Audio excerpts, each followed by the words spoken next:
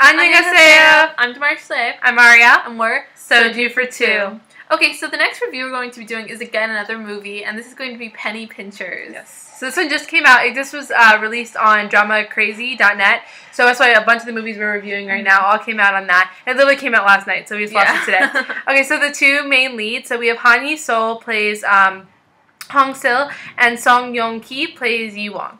So it's really just the main two characters in this one. And I think that's sort of, so we talked about characters, with such a small cast of really important people, you knew that they were going to have to either act really well or it was going to be a really bad movie, and I think they do a really great job. Yeah, so we've also seen Song Yong-ki in Sung Kung Kwan Scandal, True with Deep Roots right now, so we really like him, and this is a completely different role for him. Yeah.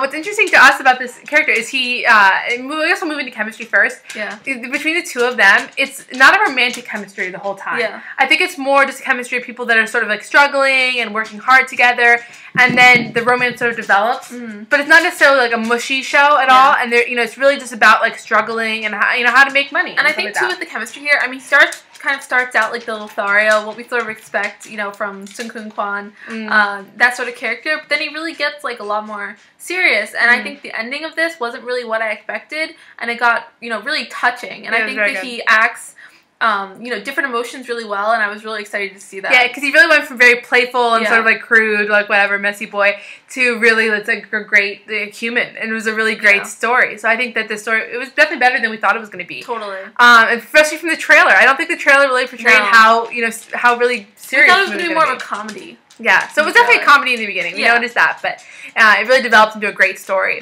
So love triangle, not a love triangle, maybe a little bit, because she does like the other guy at one point or another, but there's not really ever like a love triangle. Yeah, we really don't get to see the other relationships that much. It's more like just them building a life or changing their lives and being a part of each other's and realizing they like each other. So mistaken identity, misunderstanding. So not so much. I mean, basically between them is the misunderstanding of the money, and if she's using him for money, and how that's sort of developing. That's the big issue, and I think that misunderstanding for this one isn't really based around like normal misunderstandings for stories, because to me this is a really unlikely story to begin with. I mean, she's like really frugal but has a ton of money, and so frugal, like she kind of does stuff that seems a little questionably ethical, kind of thing. But it's interesting because it's something about it is like you want to relate with them, but seriously, like, what are they doing? Yeah. And then like how do they have time to do all of these things? But we definitely did like the characters. I mean, they were relatable. So bad guy, in the beginning, he's like such a, he's a bit of a jerk, and you definitely notice that about him.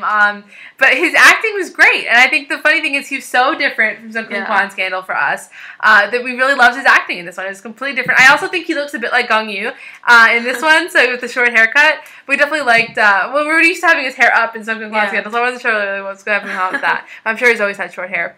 Piggyback ride, not so much. We have one kiss at the end. Which is good. Oh, actually, two kisses. We have one short kiss, one peck, and then one really good kiss. Yeah, and then there's a kiss with another character, but who really cares about those? Yeah, we never. Other characters, we don't even notice it. It's always about the main leads for us.